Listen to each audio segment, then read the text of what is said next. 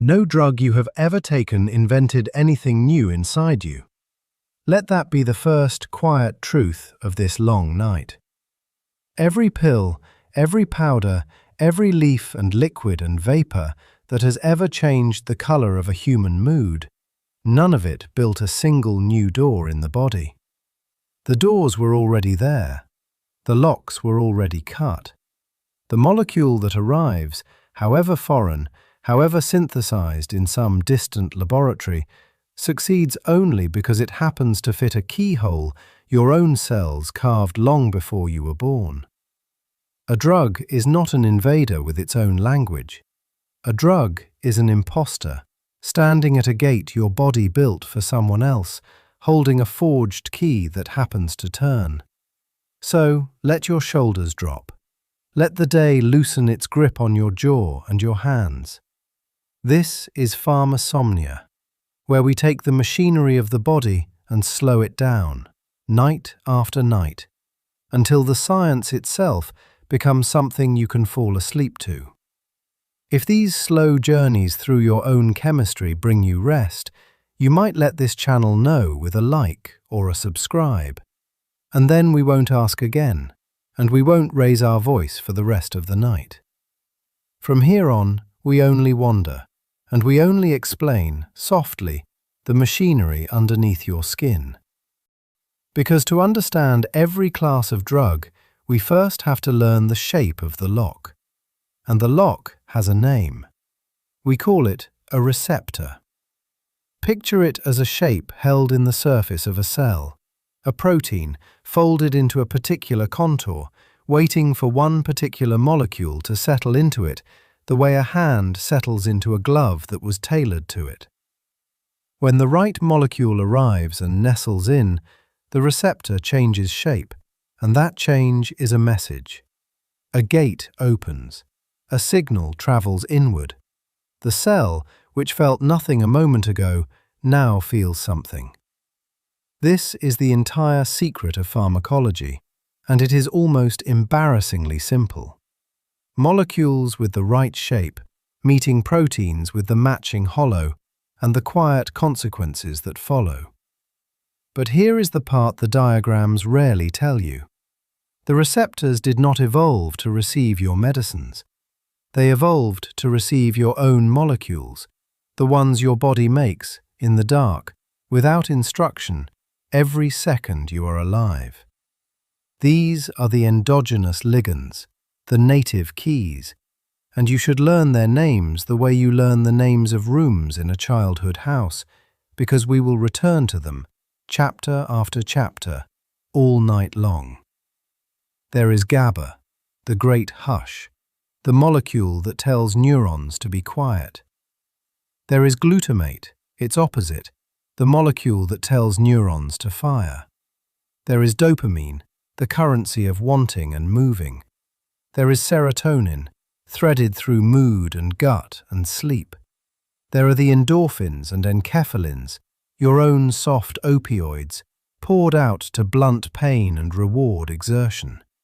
And there is anandamide, named gently for the Sanskrit word for bliss, your own inner cannabis, drifting between cells. These came first, every one of them. The drugs we will meet across these 8 chapters are, without exception, latecomers pretending to be one of these. Now, how does a molecule speak once it finds its lock? Here we need a small vocabulary, and I will give it to you slowly, because you will hear these 5 words in every chapter that follows, and I want them worn smooth and familiar by the time you drift off. A molecule that fits the receptor and turns it on, that mimics the native key and triggers the full message, is called an agonist. Morphine at the mu-opioid receptor is an agonist. It imitates your endorphins and pulls the same lever, harder and longer. A molecule that fits the lock but turns nothing, that sits in the keyhole and simply blocks it so the real key can no longer enter, that is an antagonist. Naloxone, the drug that reverses an overdose, is an antagonist. It shoulders the opioid out of the mu receptor and holds the door shut. Between these two extremes lives the partial agonist, a key that turns the lock only halfway, giving a muffled, ceilinged version of the signal, no matter how much you flood the system. Buprenorphine is such a molecule at the mu-opioid receptor, enough to quiet the craving, not enough to climb. And then, most subtle of all, there is the allosteric modulator, which does not touch the keyhole at all. It settles into a different pocket on the same receptor and changes the shape of the lock itself, making the true key turn more easily or less. Many sleeping pills and sedatives work exactly this way, and we will meet them soon. Agonist, antagonist, partial agonist, allosteric modulator. Say them once more as your breathing slows. They are the grammar of the entire night. There is one more distinction in the architecture of these locks, and it decides how fast the message arrives. Some receptors are themselves tiny gates, channels through the cell membrane that snap open the instant the right molecule binds, letting a river of charged ions pour through in 1/1000th of a second. These are the ionotropic receptors, the ligand-gated ion channels, and they are how the nervous system speaks when it must speak now. GABA-A is one of these. When GABA binds, a channel opens and lets chloride ions flood into the neuron, and the cell grows harder to excite, and quiet falls. NMDA is another, a glutamate gate that lets calcium in and sits at the very heart of learning and memory. Fast locks, immediate consequences. But other receptors do not open a gate at all. They pass the message inward through a relay, a G protein waiting on the inner face of the membrane, which, once the receptor stirs, uncouples and drifts off to trigger a cascade of slower chemical events inside the cell. These are the metabotropic receptors, the G protein coupled receptors, and they are slower, subtler, more lingering, seconds and minutes instead of milliseconds, but reaching deeper, changing how the whole cell behaves. The mu-opioid receptor is one of these. So is CB1, where anandamide and cannabis both speak. So is 5-HT2A, the serotonin receptor that psychedelics inhabit. So is D2, the dopamine receptor that antipsychotics quiet. Fast gates and slow relays, ionotropic and metabotropic.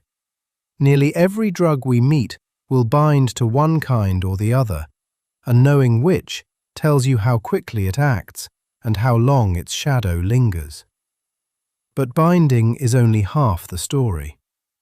Before a molecule can ever reach its lock, it has to survive the journey, and your body treats every foreign molecule the way a country treats a traveller crossing its border. There is a customs house, and it is thorough. We call this whole process pharmacokinetics, not what the drug does to the body, but what the body does to the drug. And it begins with absorption, how the molecule gets in at all. Swallowed, it must dissolve, survive the acid of the stomach, and pass through the wall of the intestine into the blood.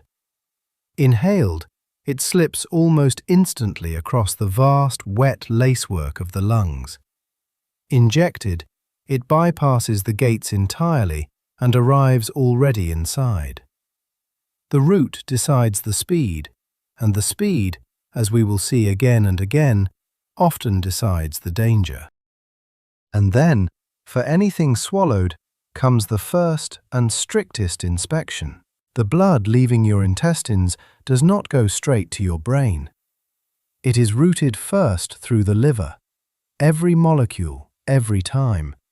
And the liver is the body's great chemical customs house, staffed by a family of enzymes we will name so often tonight that they will start to feel like old officials at a border you cross in dreams. They are the cytochrome P450 enzymes, and two of them deserve their names spoken now. There is CYP3A4, the workhorse, the enzyme that metabolizes perhaps half of all the drugs humanity has ever made, breaking them apart, tagging them for removal, deciding how much of the dose ever survives to reach the blood beyond.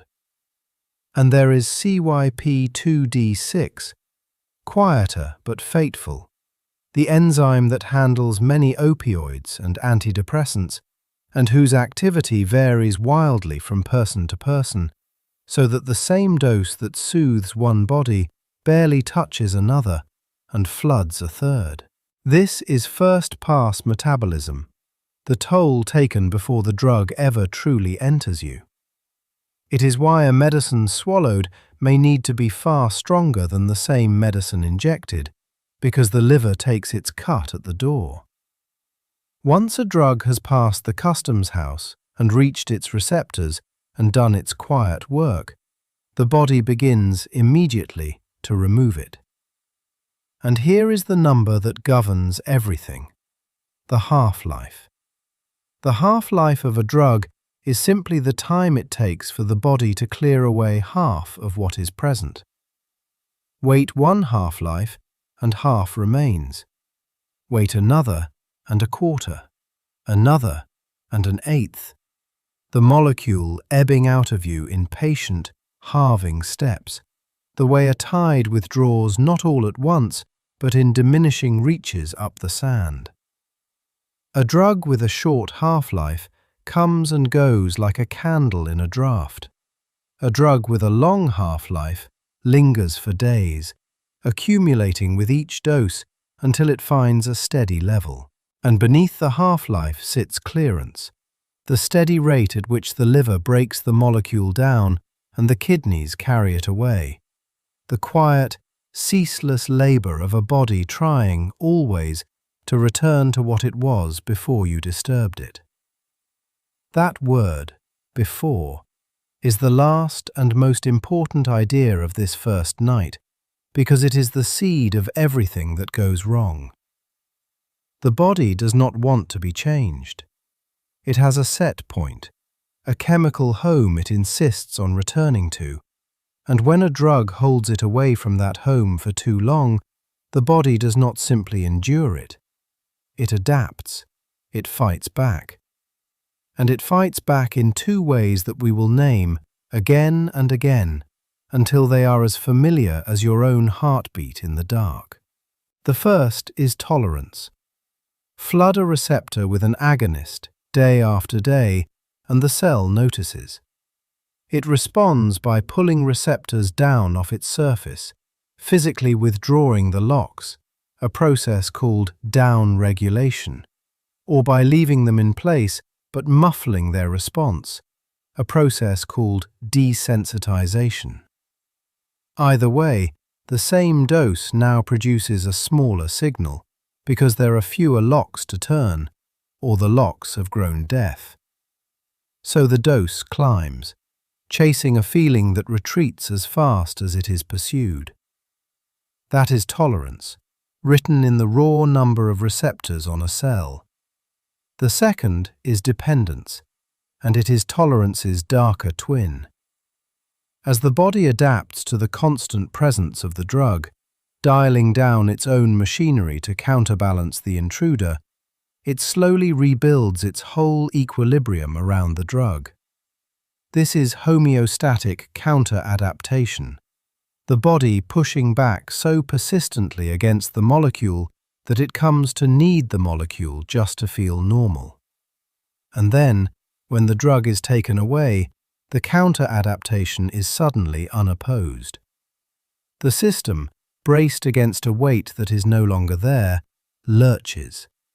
That lurch is withdrawal. The body, having learned to lean into the drug, falling forward when the drug is gone.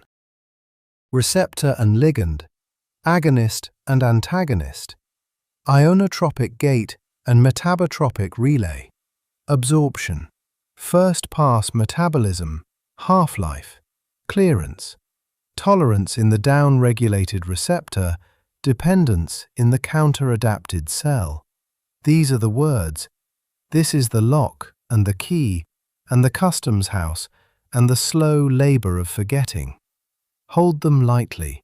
We will not ask you to memorize anything tonight. We will simply return to them, softly, in every chapter, until they settle into you the way a familiar road settles into the body of someone half asleep in the passenger seat. And beneath all of it, one truth, restated as the spine of everything to come. Every drug borrows a signal your body already speaks. It arrives as a stranger and finds, waiting for it, a door it did not build, a key it only imitates, a language it did not invent. The lock was already there. The lock was always already there. And in the chapters ahead, one class at a time, we will walk quietly from door to door and learn the name of every imposter that has ever come knocking in the dark. Let us begin with the quietest door of all, the door marked GABA. Somewhere in your brain, right now, as you lie here settling towards sleep, roughly 1 in every 5 neurons is not speaking, but hushing. These are the inhibitory cells, and their voice is a single molecule. Gamma-aminobutyric acid, GABA, the chief inhibitory neurotransmitter of the central nervous system. If glutamate is the accelerator of the mind, the shout that says, "Fire, fire, fire," then GABA is the hand laid gently over the mouth. It is the brain's own word for not yet, for slower, for rest. And nearly every sedative humanity has ever devised is, in the end, an imposter borrowing that one soft word. To understand how they work, you must first stand at the door itself.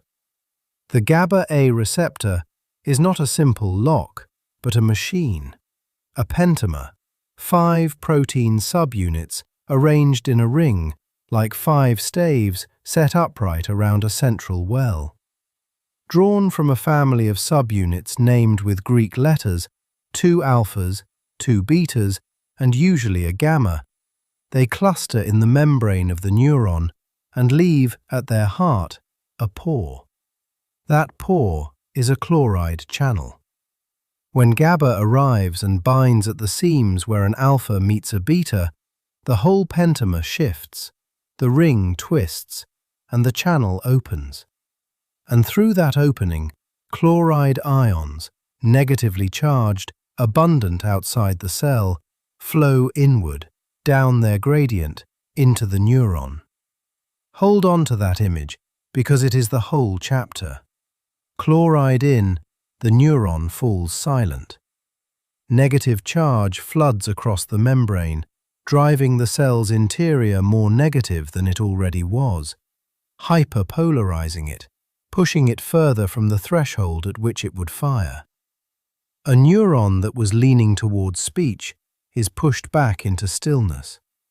Multiply that across millions of cells, and you have the molecular sound of quiet.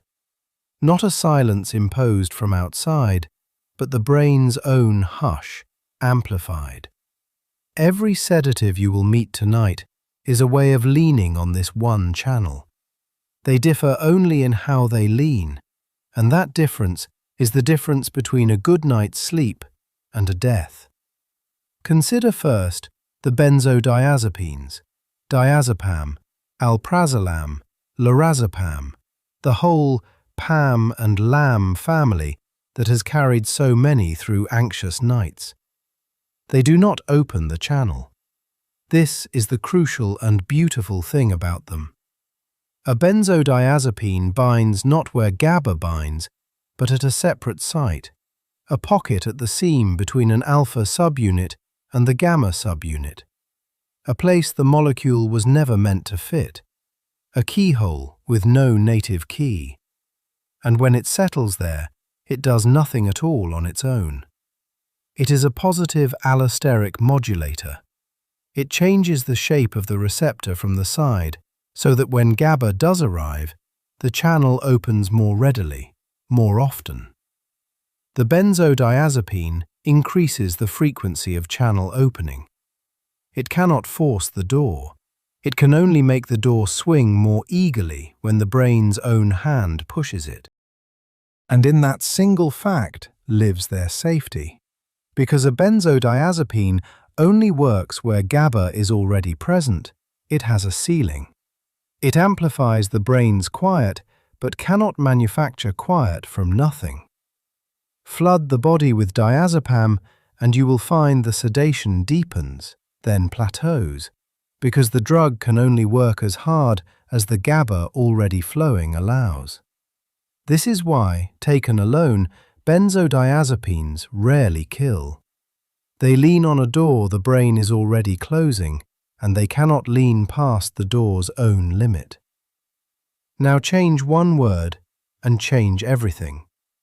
The barbiturates, phenobarbital chief among them, the old anticonvulsants and anesthetics of the last century, bind at their own site on the same pentamer, and at ordinary doses they too are modulators. But they do not increase the frequency of opening, they increase the duration. When GABA opens the channel, a barbiturate holds it open longer, so that more chloride pours through with each opening, each hush deepened and prolonged. Chloride in and in and in, the neuron falls silent and stays silent. That alone would make them stronger sedatives than the benzodiazepines. But there is a further, fatal difference. At high concentrations, a barbiturate can open the chloride channel directly, with no GABA present at all. It stops being a modulator and becomes an agonist in its own right. It ceases to borrow the brain's word and begins to speak the word itself. There is no ceiling in that. A drug that can open the channel without GABA has no natural limit, and so the depth of the silence rises with the dose, without pause, without plateau, sinking through sedation into coma and past it. And the brainstem, where the neurons that drive each breath live and fire, is not spared. Those cells, too, carry GABA-A receptors. Flood them with enough phenobarbital and the chloride pours in. The respiratory neurons fall silent, and the breath, which asks nothing of the conscious mind, simply stops. This is why barbiturates kill by respiratory depression, and why they have been quietly retired from the bedside table. The narrow margin between the dose that soothes and the dose that ends is the difference between a drug that only whispers to the door and a drug that can force it open with its own hand. Between these two, in the pursuit of sleep, without so much of the danger and the dulling, medicine engineered a third kind of key, the so-called Z drugs, zolpidem, zaleplon, esopiclone. Chemically, they are not benzodiazepines at all, but they find the very same alpha-gamma pocket, and they too are positive allosteric modulators, increasing the frequency of channel opening only when GABA is present. What sets them apart is a preference. Remember that the pentamer can be built from different alpha subunits, alpha 1, alpha 2, alpha 3, alpha 5, and that these are not scattered evenly through the brain. The alpha 1 containing receptors are bound up with sedation and sleep. The alpha 2 and alpha 3 receptors carry more of the anxiety-quieting, muscle-loosening effects. Zolpidem binds with a marked preference for the alpha 1 subtype. It leans hardest on the doors that make you sleepy and less on the rest. A narrower, more specialized hush, marketed for the single purpose of carrying you across the threshold into sleep. a key filed down to fit one lock among many. So take a breath now, here in the dark, and let the running inventory settle. Benzodiazepines increase how often the channel opens, and only when GABA is there, a ceiling, a mercy. Barbiturates increase how long it stays open, and at high dose, open it themselves. No ceiling, and so they can stop the breath. Z drugs are modulators too, filed to prefer the alpha-1 door of sleep. 4 different imposters, 1 door, 1 flooding of chloride, 1 falling silent. Chloride in, the neuron falls silent. Say it to yourself as you drift. It is the sentence beneath all of them. And now, consider the oldest sedative of all, the one that needs no prescription, the one already in the wine and the beer and the amber glass: ethanol. Alcohol is what pharmacologists call, without unkindness, a dirty drug. It has no single elegant site, no filed key. It is a small, promiscuous molecule that touches many things at once, and 2 of those things matter here above all. First, it too potentiates GABA-A, deepening the chloride current, adding its own weight to the quiet. This is the loosening, the drowsiness, the slurred and sinking ease. But at the same time, ethanol reaches for the accelerator and pulls it back. It blocks the NMDA receptor, one of the great excitatory glutamate channels, the very machinery of alertness and memory and the sharp edge of consciousness. So alcohol quiets the brain from both directions at once. It pushes down on the inhibitory pedal and lifts off the excitatory one.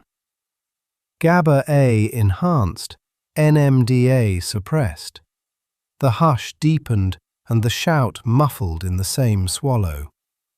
For one evening, this is merely intoxication. But the body is not passive beneath a drug that arrives night after night. And here we reach the deep truth of this chapter, the truth that turns pharmacology into something almost tragic. The brain is a homeostat. It hungers for balance. And when a chronic tide of ethanol keeps forcing the GABA side down and the NMDA side down, the brain slowly, quietly adjusts to compensate. It begins to down-regulate its GABA-A receptors, pulling them from the membrane, remaking their subunits, growing deaf to its own inhibitory word, because a signal that is always amplified is a signal it learns to discount. And on the other side, it upregulates the NMDA receptors, building more of them, sensitizing the accelerator it has spent so long having pressed down, straining to restore the alertness the alcohol keeps stealing. The brain rebuilds itself into a new balance, one that only holds while the alcohol is present. Then, take the alcohol away. Now imagine the counterweight vanishing all at once. The GABA-A receptors, thinned and down-regulated, can no longer produce their old depth of quiet. There are simply too few doors left to open. And the NMDA receptors, multiplied and sensitized, are suddenly unopposed, the accelerator pressed to the floor with nothing lifting it. The brain, remade for a drug that is no longer there, tips wildly toward excitation. This is the molecular engine of alcohol withdrawal, the tremor, the racing heart, and at its most severe, the seizures. Neurons firing in vast, synchronized storms because the hush has been dismantled and the shout has been amplified, and the terrifying disorientation of delirium tremens. It is not the alcohol that seizes the brain. It is the absence of the alcohol in a brain that spent months rebuilding itself around the expectation of it. The imposter left, and the lock it had reshaped could no longer turn. And this same logic, gentler but of the same family, explains why even the safer sedatives lose their power and become hard to leave. Take a benzodiazepine every night for sleep, and the GABA-A receptor does not stay unchanged beneath it. Over weeks, the receptor begins to uncouple. The allosteric link between the benzodiazepine site and the GABA site loosens, so that the drug's presence no longer translates so faithfully into an easier opening of the channel. The keyhole is still there, the key still fits, but the door has grown stiff to that particular urging. This is tolerance. The same dose leaning on the same door, and the door answering less. And so the dose creeps upward to recover the old quiet, and the receptor uncouples further, and the brain drifts, as with alcohol, toward a state that only feels normal while the drug is present. Stop suddenly, and the anxiety and insomnia the drug was taken to quiet come rushing back magnified. Rebound, the brain's under-inhibited counterlurch. The same molecular grammar of dependence written in a softer hand. There is something worth sitting with here, in the dark, as your own breathing slows.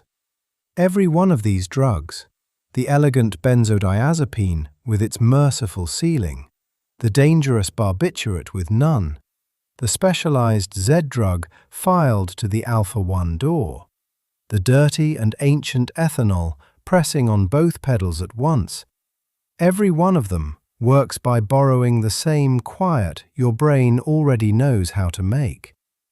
None of them invents sleep. None of them invents calm.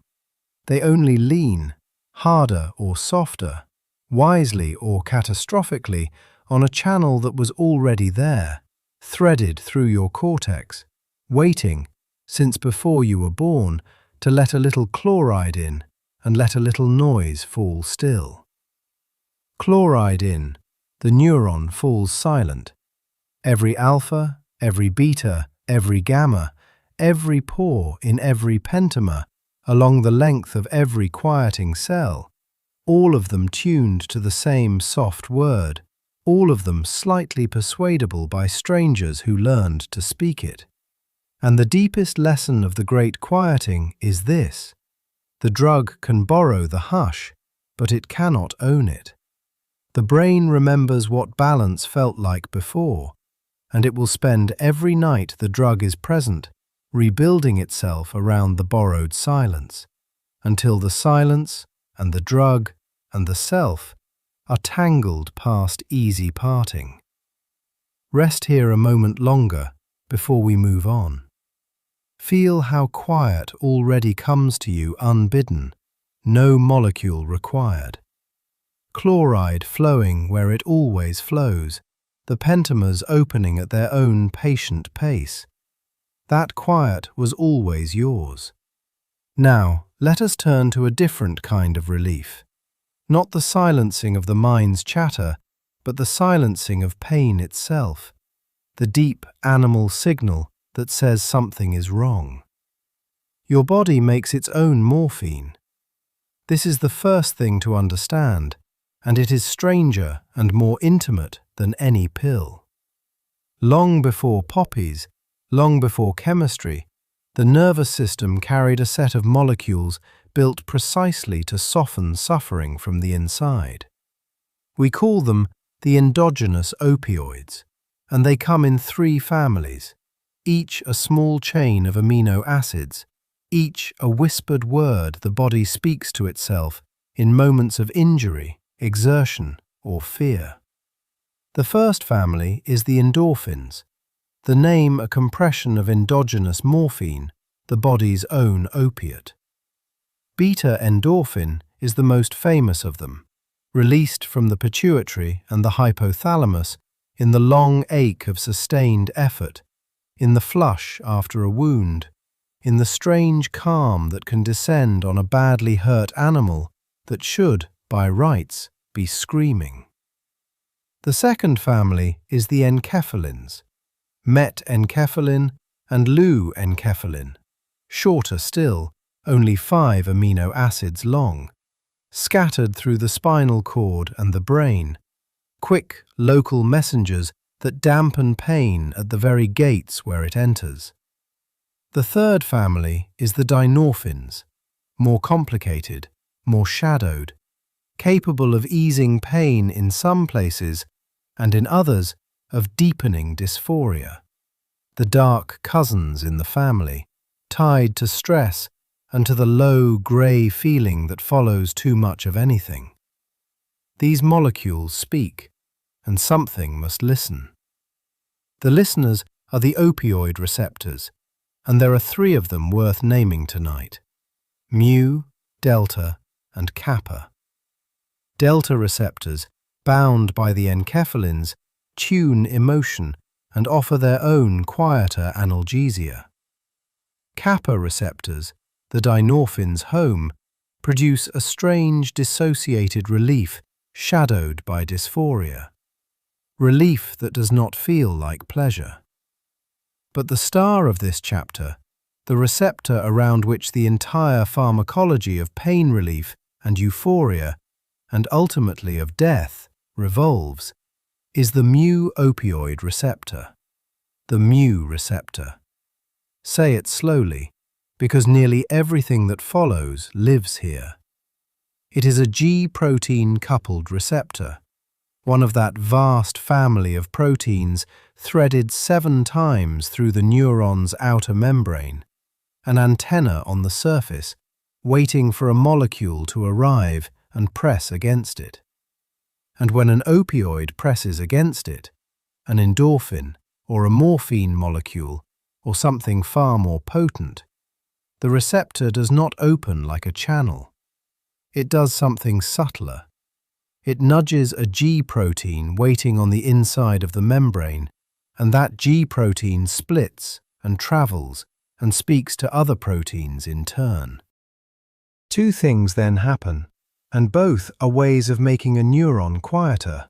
First, potassium channels open.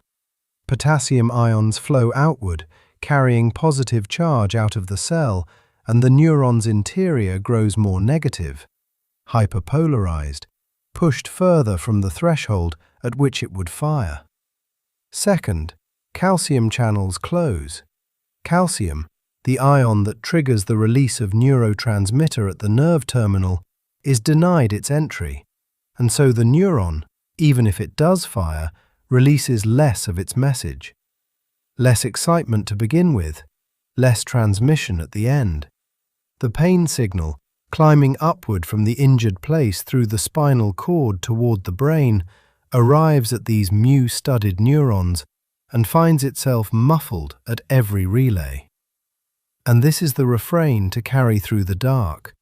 No signal of pain, no signal of alarm. The mu receptor does not heal the wound. It does not close the cut or mend the bone. It simply reaches into the wire, carrying the news of the wound, and turns the volume down. Potassium out, calcium blocked, the ascending message dimmed. And in the higher brain, in the regions that make pain into suffering, the same quieting descends. The sensation may remain, faint and far away, but the caring about it dissolves. Patients on morphine will often say the pain is still there. They simply no longer mind it. That is the mu receptor working in the limbic brain, uncoupling the fact of pain from the anguish of it. No signal of pain, no signal of alarm. Now let us name the strangers who learned to speak this word. The drugs that arrive from outside and press against the mu receptor as though they belonged there. Morphine first, the molecule from which the whole family takes its name, drawn from the opium poppy and named for Morpheus, the god of dreams. Morphine is the reference, the standard against which every other opioid is measured. It binds the mu receptor, opens the potassium channels, closes the calcium gates, and the great quieting of pain begins. But morphine is not especially good at crossing from blood into brain. It is only modestly lipophilic, modestly fat-loving, and the barrier of tightly sealed cells around the brain's vessels slows its passage. Codeine comes next, and codeine is a lesson in itself, because codeine barely works at all until the body changes it.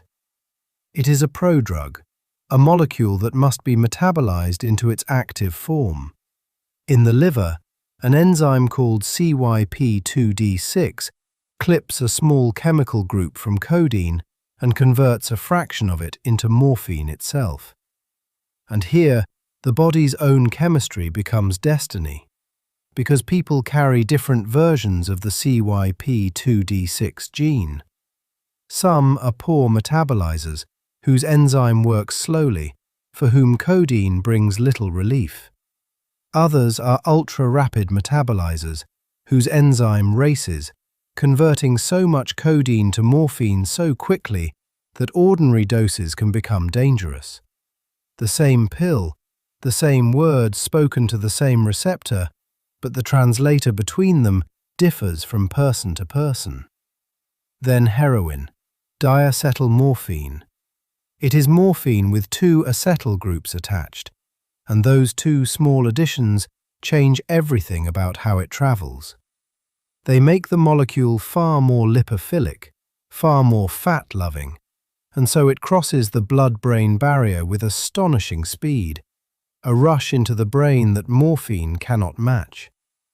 Once inside, enzymes strip those acetyl groups away, and heroin becomes morphine again, and then acts, as morphine always acts, at the mu receptor. Heroin is not a different message.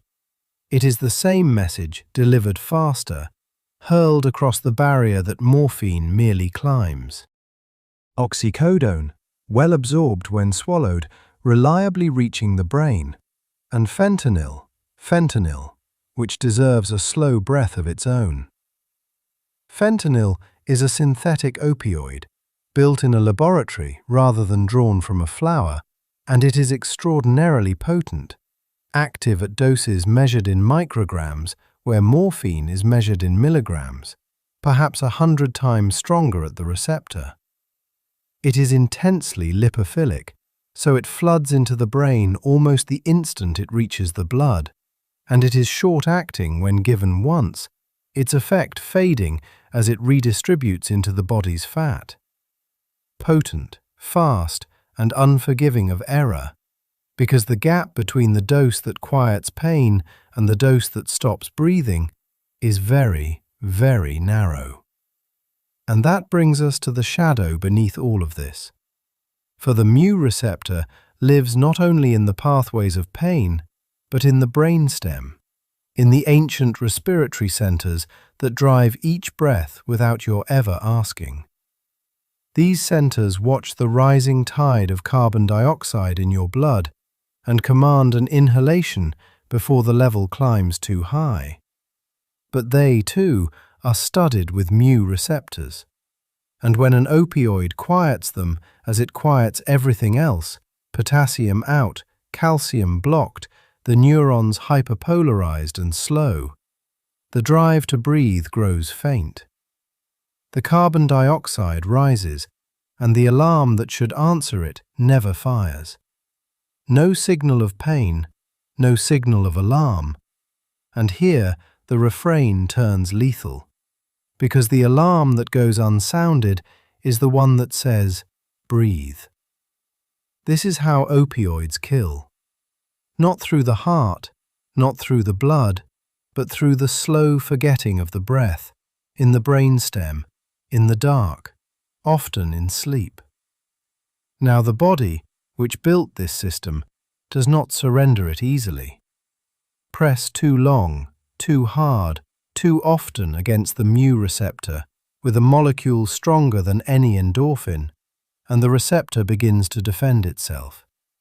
This is tolerance, and its molecular machinery is precise.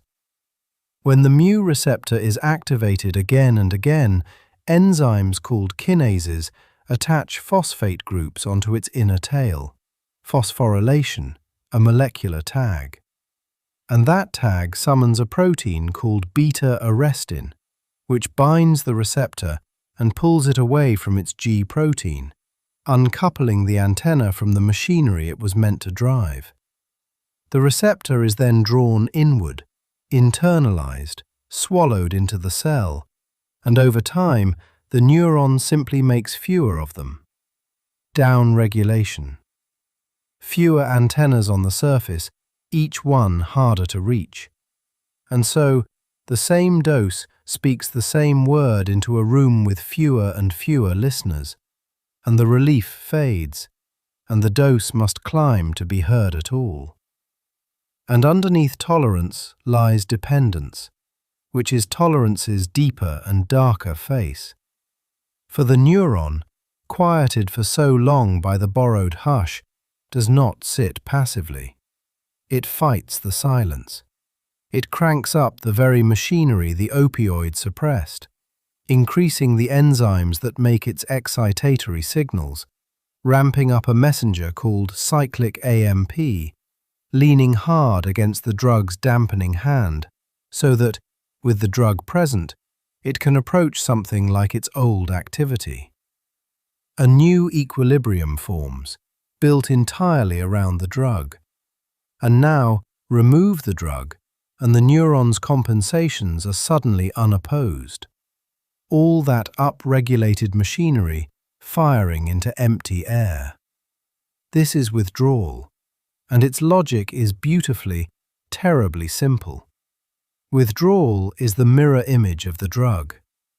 Where the opioid brought analgesia, withdrawal brings deep, aching pain. Where it brought constipation, withdrawal brings cramping and diarrhea. Where it brought pupillary constriction, the pupils blow wide. Where it brought warm, drowsy calm, withdrawal brings sweating, chills, gooseflesh, racing heart, and a restless, crawling anxiety that will not let the body settle. Every effect the drug imposed, the withdrawing body now suffers in reverse. The neuron's compensations, so carefully built, screaming into the absence of the thing they were built to oppose. No signal of pain becomes all signal, all alarm. But the same receptor that receives the danger can be reached, gently or fiercely, to undo it. Not every molecule that binds the mu receptor turns it fully on. Buprenorphine is a partial agonist. It binds the mu receptor tightly, more tightly than morphine, but activates it only part way.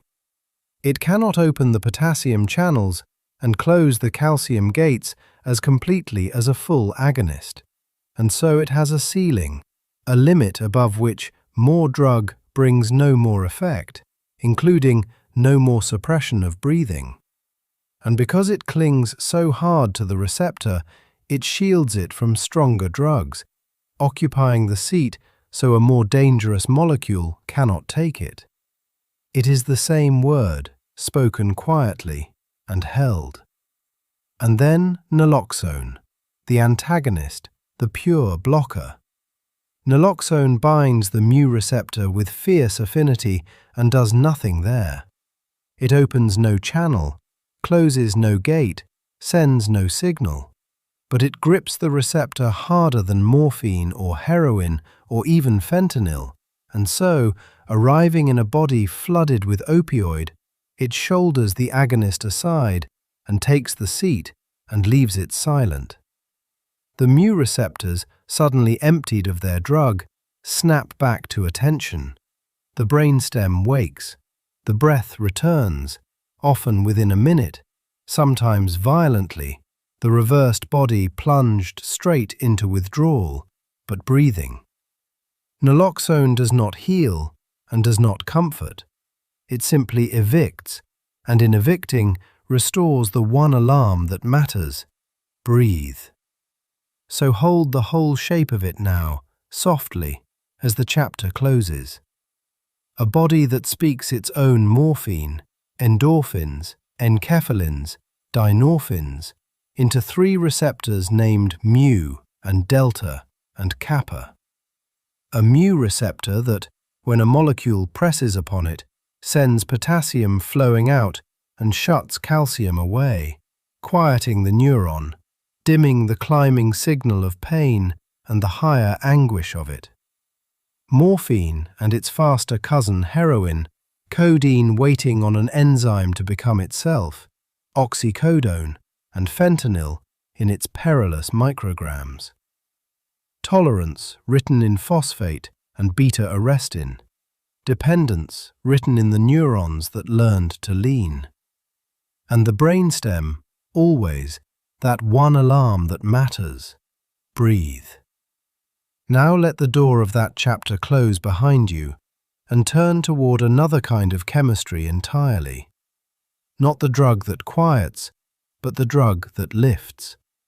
Not the molecule that dims the signal, but the molecule that will not let the signal go. Let us begin, as we always do, with the ordinary machinery, the part that works so quietly you have never once felt it working. Deep in the brain, there are cells that speak in a language of pleasure and salience, and the word they speak is dopamine. It is a small molecule, built in a few enzymatic steps from the amino acid tyrosine, packed into tiny bubbles called vesicles, and held in waiting at the tip of a neuron. And beside it, close as a sibling, another messenger, norepinephrine, dopamine's own daughter, made from it by a single further enzyme, and carrying the language not of reward, but of alertness, of the widened eye and the quickened heart. When one of these cells fires, the vesicles fuse with the membrane and spill their dopamine into the synaptic cleft, that impossibly thin gap between one neuron and the next, narrower than you can imagine, a distance measured in billionths of a meter. The dopamine drifts across and presses upon its receptors on the far side, and a signal passes. A signal of "this matters." Do that again. This is worth remembering. And then, and this is the part that matters tonight, the signal is meant to end. It ends because of a machine in the membrane, a protein pump called the dopamine transporter. We will name it plainly and return to it often, the dopamine transporter, DAT. Its whole quiet purpose is retrieval. It reaches out into the cleft, catches each molecule of dopamine, and draws it back inside the cell that released it to be repackaged and used again. It is a fisherman hauling in his own net, over and over, faithfully, so the water clears between casts. Norepinephrine has its own such pump, the norepinephrine transporter, NET, doing the same patient work in the circuits of alertness. Cast, retrieve. Speak, clear. Signal, silence. This is the rhythm of a healthy synapse, a message delivered, then swept away, so that the next message can be heard. Now watch what happens when a molecule arrives that will not let the sweeping happen. Cocaine. It is an alkaloid drawn from the leaf of the coca plant, and its mechanism is almost cruelly simple. It goes to the dopamine transporter, and it sits in it. It binds to DAT and blocks it. A reuptake inhibitor, we call it, though you might as easily call it a cork in the drain. The fisherman reaches for his net, and the net is gone. And so the dopamine that was spilled into the cleft cannot be drawn back. It lingers. It accumulates. Molecule after molecule piles up in that billionth of a meter gap, pressing on the receptors again and again with no one to clear it away. The signal cannot leave, so it screams. That is the euphoria of cocaine. Not new dopamine, not more dopamine made, but dopamine that cannot go home. And cocaine clogs the norepinephrine transporter too, and the serotonin transporter as well, so the alertness circuits flood alongside the reward, the heart hammering, the vessels tightening, the pupils blown wide. It is fast because it is smoked or taken into the blood-rich tissues of the nose and reaches the brain in seconds, and it is brief because the body's enzymes, the esterases in your blood and liver, break it apart within the hour. A short, bright, screaming flood, and then the tide goes out, and the cleft is emptier than it was before. Hold that image, the cork in the drain, the message that cannot be swept away, and now change the molecule, because the next family does something stranger still. Amphetamine, and its methylated cousin, methamphetamine, which slips more easily through the fatty barrier around the brain and so strikes harder and lasts longer. These do not merely block the transporter. They are shaped enough like dopamine that the transporter mistakes them for cargo. They are substrates, molecules the pump will actually carry inside. And once within the cell, they commit a deeper theft. They reach the vesicles, those little bubbles where dopamine waits in storage, and they disrupt the pump that fills them, a transporter called VMAT2, the vesicular monoamine transporter, whose task is to load dopamine into the vesicles for safekeeping. Amphetamine unsettles that loading, and dopamine leaks out of its bubbles into the open interior of the cell, where it pools, free and unpackaged, in quantities the neuron never meant to hold. And then comes the strangest act of all. With the inside of the cell now brimming with loose dopamine, the transporter, the very fisherman, DAT itself, is made to run backwards. Amphetamine reverses it. Instead of hauling the net inward, it flings dopamine outward, pumping it into the cleft, without any firing at all, without any signal, without any vesicle fusing. The cell does not speak. The cell is made to bleed its dopamine into the gap. So the flood here is not a blocked drain, but a burst pipe. Dopamine and norepinephrine forced out into the synapse by the thousands, from vesicles unmoored and a transporter turned traitor. The signal cannot leave, and now there is far more of it, and so it screams louder and longer, because methamphetamine resists the enzymes that would break it down and lingers in the body for many hours where cocaine lasted only one. Let the pipe and the cork stand side by side in the dark. Cocaine, the cork, blocking retrieval. Amphetamine, the reversed pump, forcing release. Two doors to the same flooded room. And there is a third molecule that belongs to this family and yet does not, and it is worth your gentle attention because it lives in so many households. Methylphenidate, the medicine some know as Ritalin. Its mechanism is cocaine's mechanism. It is a reuptake inhibitor, a blocker of the dopamine transporter and the norepinephrine transporter, a cork in the drain. But its pharmacokinetics are utterly different, and the difference is everything.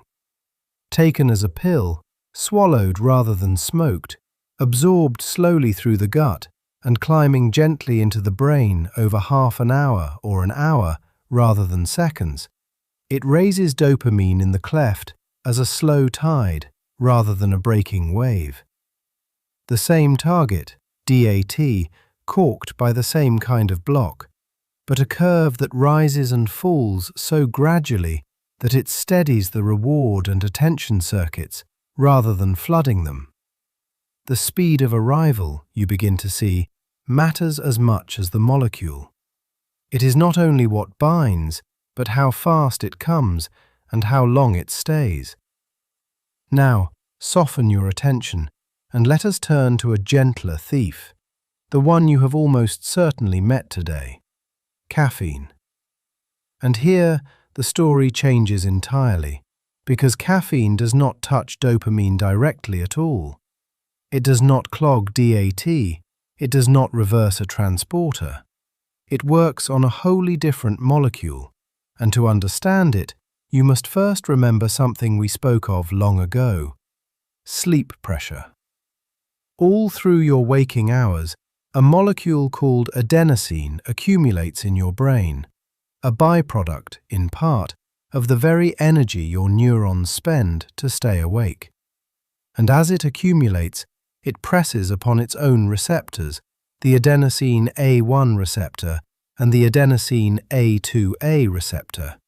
And that pressing is the felt weight of tiredness itself, the heaviness in your eyes, the slowing of thought, the tide of sleep rising in you, hour by hour, exactly as it should.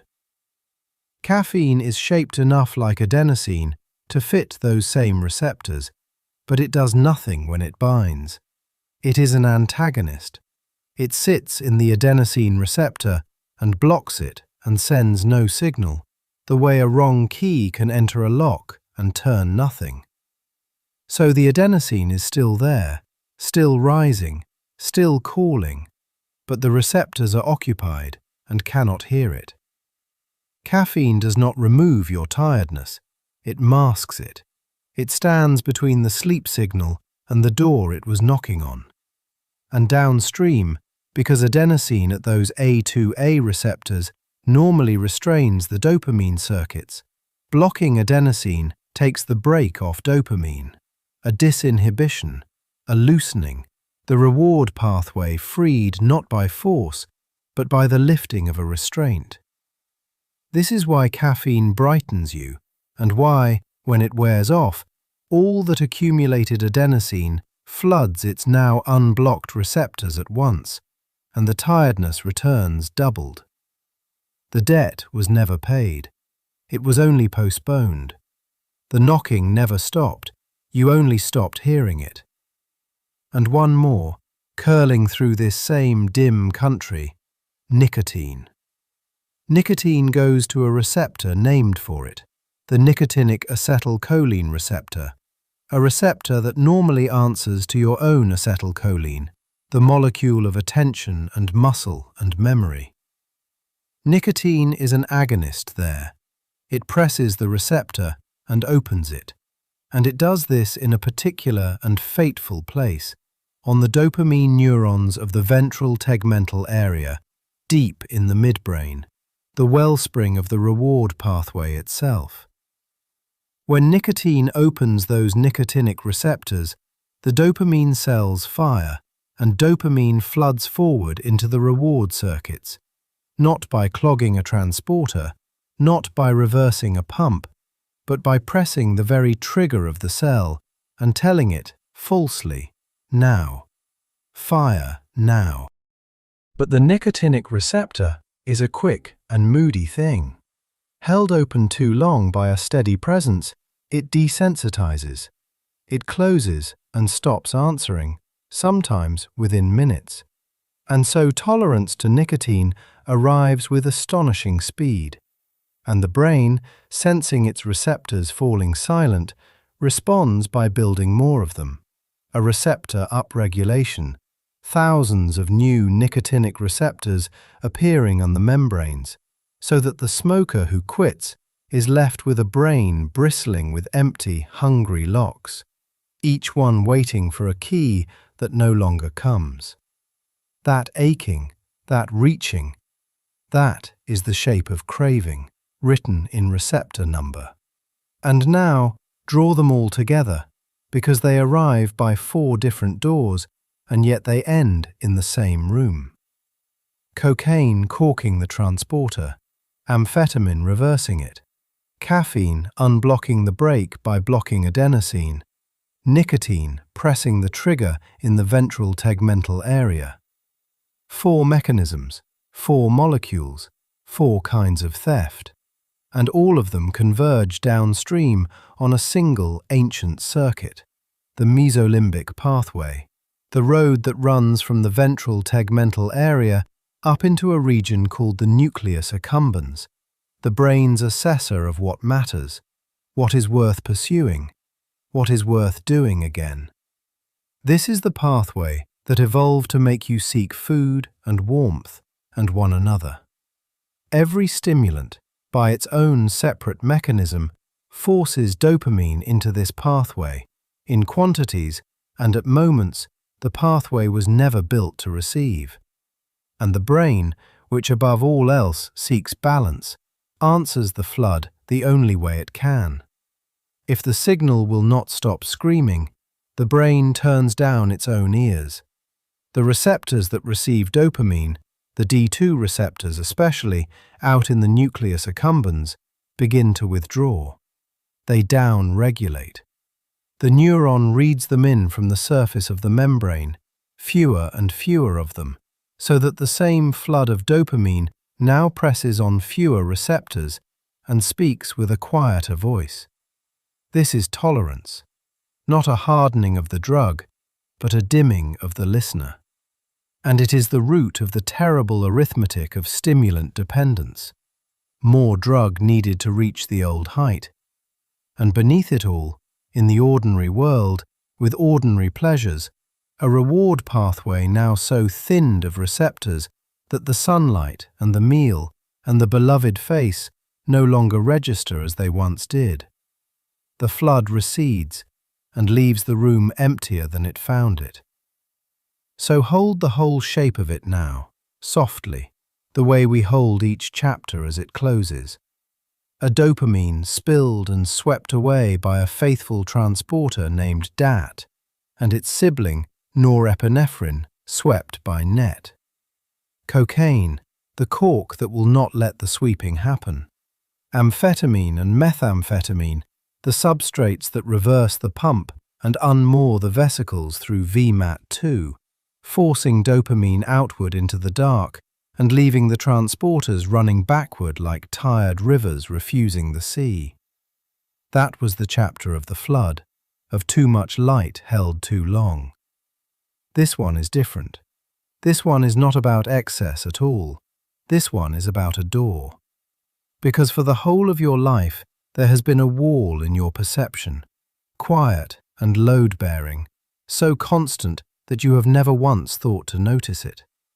The wall is the ordinary arrangement of the world, the steadiness of surfaces, the firm boundary between yourself and the room, the sense that you are one continuous person watching one continuous scene. That wall is not the world itself.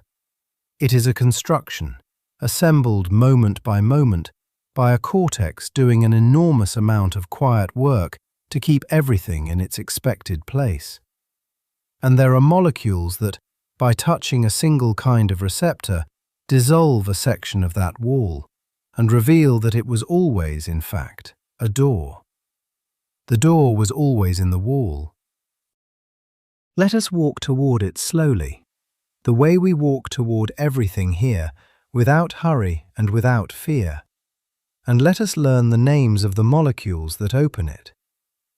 There are two families that live in this chapter, and they open the door by two entirely different means. The first family works by imitation, by pretending to be a messenger your brain already trusts. The second family works by subtraction, by quietly removing a signal your brain relies upon to stay assembled. Two doorways in the same wall, two mechanisms, one dissolving of the ordinary. Begin with the first family, the classic psychedelics. Their names are old and scattered across the world's plants and laboratories. LSD, lysergic acid diethylamide, synthesized from a fungus that grows on rye. Psilocybin, the molecule inside 100 species of small brown mushrooms, though psilocybin itself is only a courier. In the body, it is stripped of a phosphate group by enzymes and becomes psilocin. And it is psilocin, the active metabolite that actually does the work. Mescaline, held in the flesh of the peyote and San Pedro cacti. And DMT, dimethyltryptamine, so widespread in the plant kingdom and perhaps in trace amounts in your own tissue that it seems less like a drug than a common word the living world keeps repeating. Look at their shapes and you will see a family resemblance, a shared bone structure. Nearly all of them carry an indole ring, a two-part molecular scaffold that is also the core of serotonin itself. This is the secret of the first family. They are counterfeits of serotonin, close enough in shape to slip into serotonin's own locks. And the lock that matters most, the one that opens the door in the wall, is a receptor called 5-HT2A. So let us hold that name gently and stay with it, because almost everything in this first half of the chapter flows from it. 5-HT2A is a serotonin receptor, one of a family of at least 14, and it is expressed densely, richly, almost extravagantly, on the great pyramidal neurons of the cortex, the tall output cells that carry the cortex's conclusions outward. Picture them as tall trees, standing in ranks across the surface of the mind, and picture 5-HT2A receptors studded along their upper branches, like buds waiting for a particular light. Serotonin, ordinarily, is that light, arriving in modest amounts. But when a psychedelic arrives, when LSD settles into that receptor and refuses to leave for hours, or when psilocin fills it in a warmer, briefer wave, the buds open far wider and far longer than serotonin alone would ever open them. And here we must be precise about what kind of receptor this is, because the precision is the whole mechanism. 5-HT2A is a G-protein coupled receptor, a 7 times folded ribbon threading in and out through the neuron's outer membrane, and the particular G-protein it is coupled to is called GQ. When the receptor is switched on, GQ activates an enzyme with the long name phospholipase C, and phospholipase C begins to cut a membrane lipid into 2 smaller messengers, one called IP3, one called DAG. IP3 coaxes calcium out from the neuron's inner stores, and DAG switches on another enzyme, protein kinase C, and the sum of all this quiet chemistry is that the pyramidal neuron becomes more excitable, more willing to fire, more easily stirred by inputs it would ordinarily let pass. A single molecule sitting in a single lock reaches down through a cascade of enzymes and changes how loudly an entire class of cortical neurons speaks. Now hold that image, the tall cortical trees suddenly louder, suddenly firing to signals they would normally ignore, and consider what the mind does with such a change. The cortex is not one uniform sheet, it is organized into networks, and one network in particular has drawn the attention of everyone who studies these molecules. It is called the default mode network, a set of regions along the midline of the brain that grows most active when you are doing nothing in particular, when you are remembering yourself, narrating yourself, rehearsing who you were yesterday and who you must be tomorrow. It is, as near as we can name it, the machinery of the self as story, the quiet voice that stitches your moments into one continuous someone. And under a classic psychedelic, as those 5-HT2A bearing neurons begin to fire more freely and less predictably, this network appears to loosen. Its usual tight, self-reinforcing rhythm falls out of lockstep. Regions that normally speak mostly to their own kind begin instead to speak across the ordinary boundaries, and the brain as a whole grows more connected and less hierarchical, less ruled from the top down. The wall that separates self from world, the wall the default mode network works so continuously to maintain, grows thin, and the light comes through, and the door that was always in the wall stands open. This is the neural shape, as best we can presently sketch it, of what people describe as ego dissolution, as the boundary softening between the one who watches and the world that is watched. The door was always in the wall. The molecule only unlatched it. We should be honest, and lightly so, that much here remains unsettled. That the door opens through 5-HT2A is about as certain as anything in this field, for a plain and elegant reason. Drugs that block 5-HT2A, that sit in the lock without turning it, abolish the psychedelic effect almost entirely. Give the antagonist first, and the counterfeit serotonin knocks, and nothing opens. That is strong evidence, and it is settled. What remains open is the rest, exactly how a loosened cortex becomes a dissolved self, exactly why the experience carries the particular emotional weight it does. Those are questions the field is still living inside. We can hold them without needing to answer them tonight. But now consider a strange and telling feature of this first family, a feature that reveals how deeply the body notices what is done to it. These molecules do not permit repetition. Take a classic psychedelic today and it works. Take the same dose tomorrow and it barely works at all. Take it a third day and you may feel almost nothing.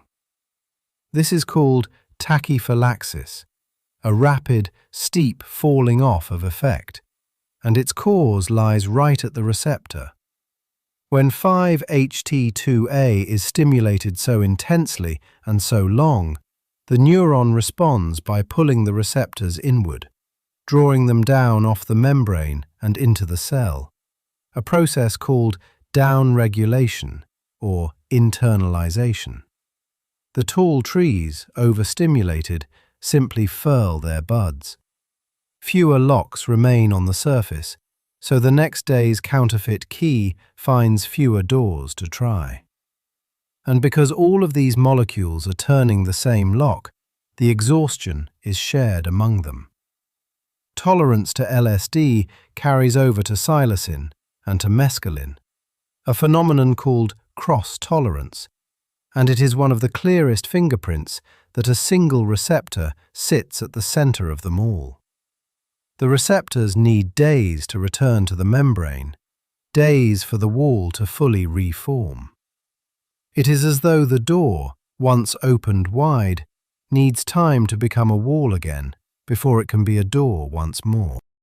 Now let us cross to the other side of the chapter, to the second family, which reaches the same dissolution by the opposite road. The first family added a signal, a false serotonin, a counterfeit light. The second family removes one. These are the dissociatives, and their names are ketamine and PCP, or phencyclidine, and the humble nitrous oxide that hisses in a dentist's chair, and dextromethorphan, the cough suppressant sitting in ordinary medicine cabinets, unremarkable at its intended dose, and something else entirely far above it. Different molecules, different origins, but all of them converge on a single target, and that target is one of the most important receptors in the entire brain, the NMDA receptor. Stay with this one slowly, because it is built differently from the last. Where 5-HT2A was a G-protein coupled receptor, working through a slow inner cascade of enzymes, the NMDA receptor is ionotropic. It is itself a channel, a literal pore through the membrane that opens to let ions flood through.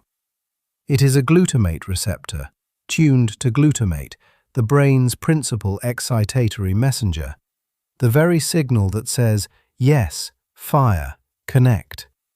And it is a peculiar and demanding channel, because it will not open for glutamate alone. It requires two keys turned at once. Glutamate must bind, and so must a second small molecule, glycine, at its own separate site. Both must be present, and even then, at the resting voltage of the neuron, the channel's own mouth is plugged, corked from within by a single magnesium ion sitting in the pore, refusing passage until the neuron is already depolarized enough to expel it. This exquisite double-gated voltage-sensing design is not an accident. It makes the NMDA receptor a coincidence detector, a channel that opens only when a neuron is receiving input and is already active, only when two things are true at the same moment. And that is precisely why it sits at the heart of learning and memory, of the strengthening of synapses that fire together, the molecular basis of association itself. When it opens, calcium pours through, and calcium is not merely a current, but a message, a signal that tells the synapse to grow stronger, to remember that this connection mattered. Now imagine a molecule that slips into the open mouth of that channel and plugs it, not from outside the lock, like the magnesium, but from within the pore itself, wedged in the ion pathway where the current should flow. That is what ketamine does, and PCP, and dextromethorphan. They are open channel blockers of the NMDA receptor, uncorking nothing and instead corking everything, sitting in the throat of the channel so that glutamate may knock and glycine may knock, and the magnesium may even step aside, and still the ions do not pass. The great coincidence detector goes silent, and when it goes silent across the cortex, when the fast excitatory conversation that binds one region to the next is quietly muffled, the cortex begins to uncouple. Regions that normally speak in tight synchrony fall out of contact. The felt result is dissociation. The sense that the body is far away, that the self has detached from the scene and is watching from somewhere adjacent, that the world has become a thing observed through glass. At higher doses, the uncoupling deepens into anesthesia, into the surgical stillness for which ketamine is used the world over. Same door, opened by subtraction. The door was always in the wall. And here, near the close, is the loveliest turn of all, the one the field is still marveling at.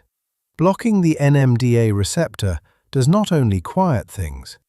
Through a paradox of circuitry, by silencing certain restraining interneurons that themselves depended on NMDA signaling, ketamine causes a sudden surge of glutamate to spill out and land instead upon a different, faster glutamate receptor, the AMPA receptor.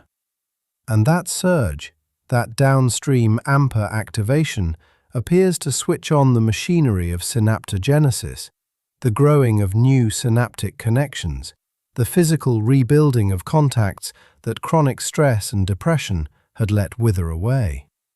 This is thought to be why a single low dose of ketamine can lift a depression that months of other treatment could not touch, and lift it within hours rather than weeks. The molecule that dissolves the self also, in its wake, seems to help the self rebuild. How fully, how lastingly, and for whom, these remain unsettled, and we hold that lightly too. Two families then, one a counterfeit light poured into the 5-HT2A lock, opening the pyramidal trees through GQ and phospholipase C until the default mode network loosens and the boundary thins. One a quiet cork in the throat of the NMDA channel. One a counterfeit key, one a quiet cork. Both work by opening or blocking a single door. But the system we turn to now works differently. It does not open a door so much as reach behind the messenger and turn down its voice. Let your breath slow and follow the signal as it travels the wrong way.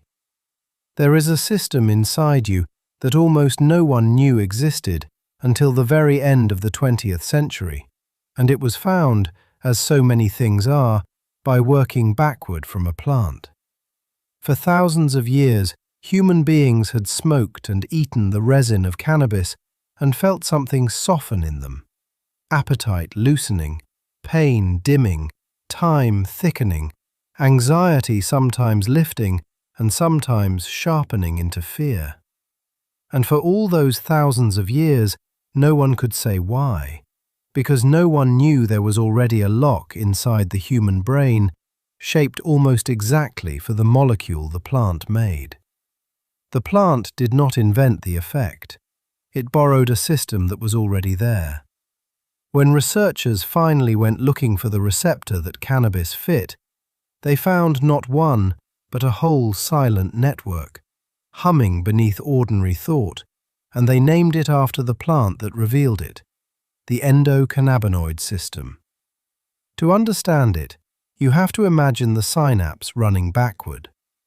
All night, we have spoken of chemical messages crossing the synaptic gap in one direction, the presynaptic neuron releasing its neurotransmitter, the postsynaptic neuron receiving it, listening.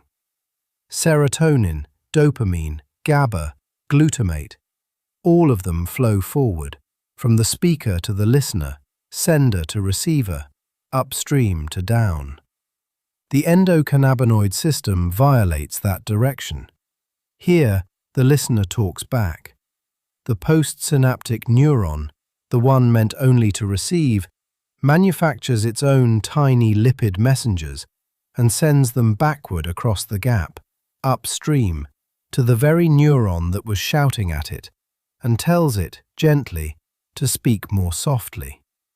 This is called retrograde signaling, and it is the heart of everything that follows. A signal sent backward, a volume turned down. The messengers themselves are strange because they are not stored the way ordinary neurotransmitters are stored. Serotonin sits pre-packaged in vesicles, waiting to be released. The endocannabinoids are not waiting anywhere. They are made on demand, synthesized in the instant they are needed, cut fresh from the fatty membrane of the neuron itself. There are two principal ones. The first is anandamide, named from the Sanskrit ananda, meaning bliss, the bliss molecule, a fragile lipid that appears in small amounts and vanishes quickly. The second, present at far higher concentrations and doing most of the everyday work, is 2-arachidonyl glycerol, mercifully shortened to 2-AG. Both are fats. Both are built from arachidonic acid, sliced out of the cell membrane by enzymes only when a neuron grows too loud, too excited, too flooded with incoming glutamate. The cell, in other words, senses its own overactivity, and in response, carves a molecule out of its own skin to quiet the source. That molecule drifts backward across the synapse and finds the receptor the whole system is named for. In the brain, this is the CB1 receptor, one of the most abundant receptors in the entire central nervous system, studded thickly across the cortex, the hippocampus where memory is laid down, the basal ganglia that shape movement, the cerebellum that steadies it, and the hypothalamus that governs appetite. CB1 is a G-protein-coupled receptor, and when anandamide, or 2-AG, settles into it, it couples to the inhibitory GI protein, the opposite of the excitatory GQ we met with the psychedelics. Through GI, it does two things at once. It closes calcium channels on the presynaptic terminal, and calcium is the trigger for releasing neurotransmitter, so the trigger goes quiet. and it opens potassium channels, letting the neuron leak charge and settle further from firing. Less calcium in, more potassium out. The neuron that was shouting drops to a murmur. A signal sent backward, a volume turned down. There is a second receptor, and it lives mostly elsewhere. CB2 is found only sparsely in the brain and richly in the immune cells, the spleen, the gut, the periphery, the body's defensive and inflammatory machinery. When you hear that cannabinoids affect inflammation, or pain that rises from injured tissue rather than from the mind, it is often CB2 that is being spoken to. CB1 is where the high lives. CB2 is where the quieter bodily effects gather. Two receptors, two territories. One in the theatre of consciousness, one in the machinery of the flesh. Now bring the plant back into the room. Cannabis makes over 100 related molecules, but two matter most for tonight, and they behave almost oppositely. The first is delta-9-tetrahydrocannabinol, THC, the molecule responsible for the psychoactivity, the thing that gets you high. THC works by walking up to CB1 and taking the seat that anandamide and 2-AG were built to fill. It is an agonist there. But, and this is the detail that shapes everything about how cannabis feels and how safe it is, THC is a partial agonist. It fits the lock, it turns it, but it does not turn it all the way. Where the body's own 2-AG can drive the receptor to its full response, THC pushes it only part way, occupying the site and activating it, but with a ceiling built into the molecule itself. This partial character is why the effects plateau, why the receptor cannot simply be flooded into catastrophe. It is potent enough to bend perception, to slow time, to loosen anxiety or sharpen it, to summon hunger, and yet the ceiling is one of the reasons a person can take far too much cannabis and feel dreadful, paranoid, unmoored, and still not stop breathing. The brainstem centers that keep the lungs moving carry very few CB1 receptors, and even those are only partially engaged. Compare this to the opioids we will meet, whose receptors saturate the very machinery of breath, and you begin to see how the architecture of a receptor and the fullness with which a drug turns it writes the difference between a difficult night and a fatal one. But there is another difference between THC and the body's own messengers, and it lives not in the receptor but in the clock. Anandamide is fragile. It is made and then swiftly destroyed, its whole life a matter of moments. THC is not so easily cleared, because THC, like the endocannabinoids, is a fat, profoundly lipophilic, drawn out of water and into oil, into membrane, into the body's fatty tissue. When you inhale it, it crosses from lung to blood to brain within minutes, and the peak feeling comes fast. But then it does not simply leave.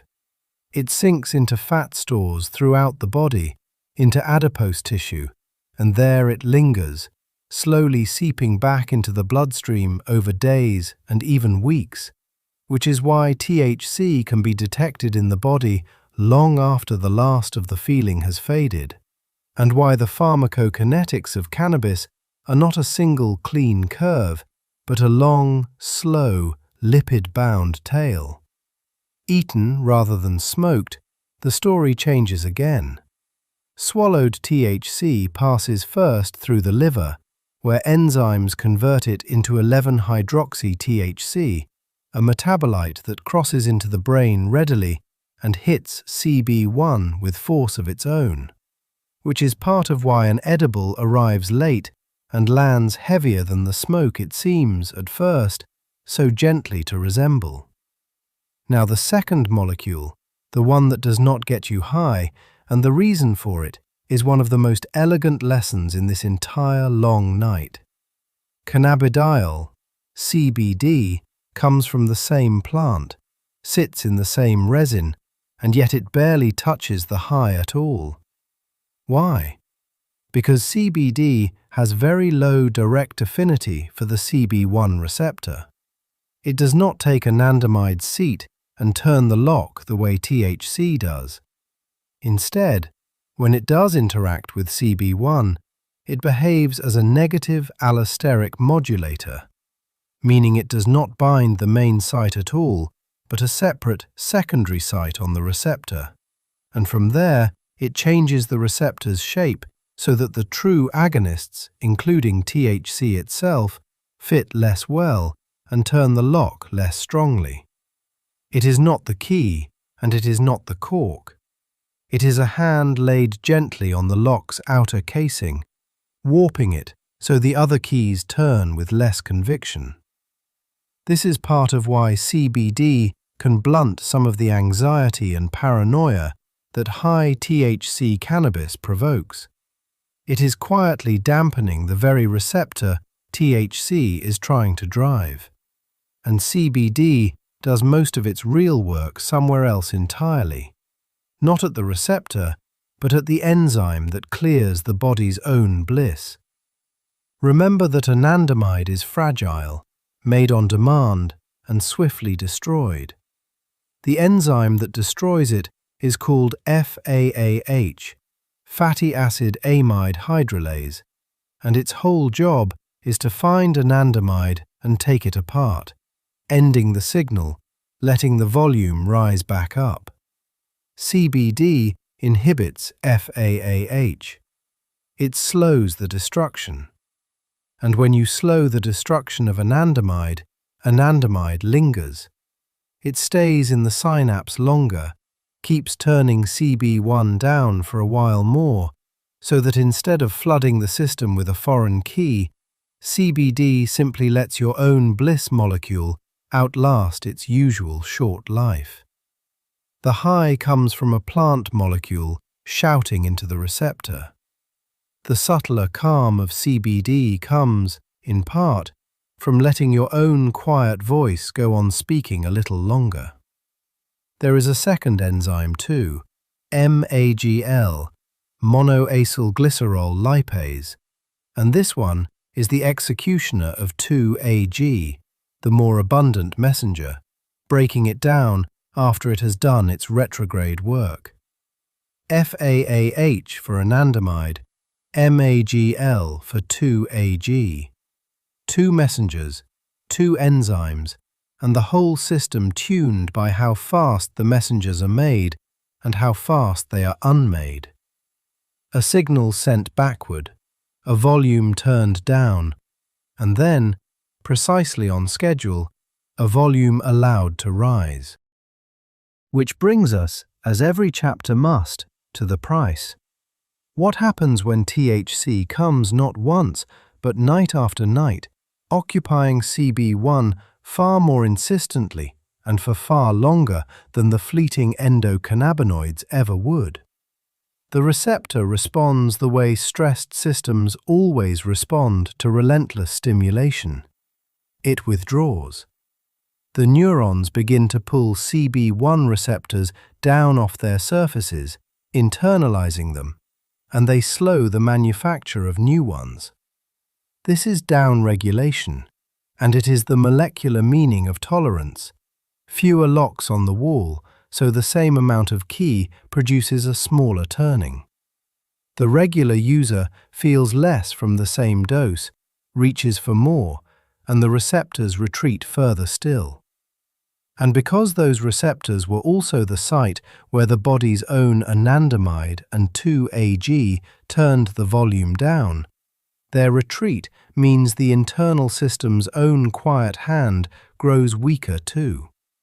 Stop suddenly, and for a time there are too few receptors and too little tone.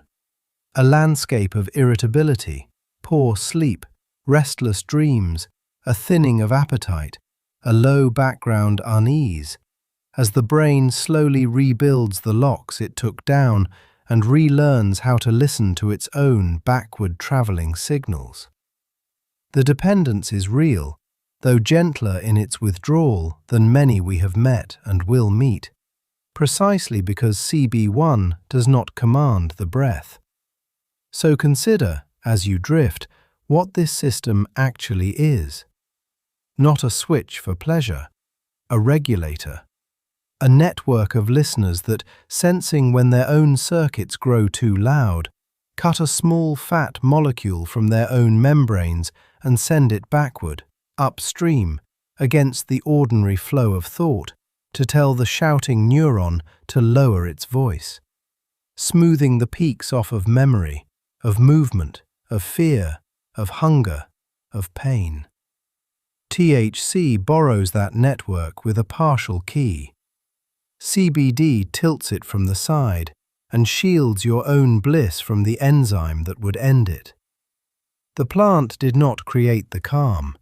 It found a calm already built into you, a quiet mechanism running under every waking hour, dialing the world's volume up and down so gently that you never once noticed it was there.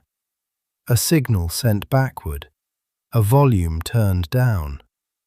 Somewhere in your brain, even now, as your breath lengthens and the room softens, a neuron that grew too loud is carving a little molecule from its own skin and sending it the wrong way across the gap, not to speak, but to ask for quiet. And so we come to the low country of the mind, the flat, wide basins where mood is made, and to a family of drugs built on a single, hopeful idea. The idea is old and beautiful and only partly true, and honesty asks that we say so at the start. It is called the monoamine hypothesis, and it goes like this: that in the low places of depression, certain messengers run thin. Serotonin, norepinephrine, dopamine, the small amine-tailed molecules we call the monoamines, and that if you could only raise their level in the gaps between neurons, the mood would rise with them, like water returning to a dry riverbed. It is a lovely picture, and the drugs that come from it work, for millions of people, genuinely. But the picture is incomplete, and the incompleteness is the most interesting thing about it, because the tide rises within hours and the shore takes weeks to change. Hold that phrase. We will return to it, because it is the secret hidden inside every one of these medicines. Begin with the gentlest of them, the ones that changed everything. The selective serotonin reuptake inhibitors, fluoxetine, sertraline, escitalopram, the names that fill 100 million medicine cabinets. Their target is a single protein, small and specific, and its name is SERT, the serotonin transporter.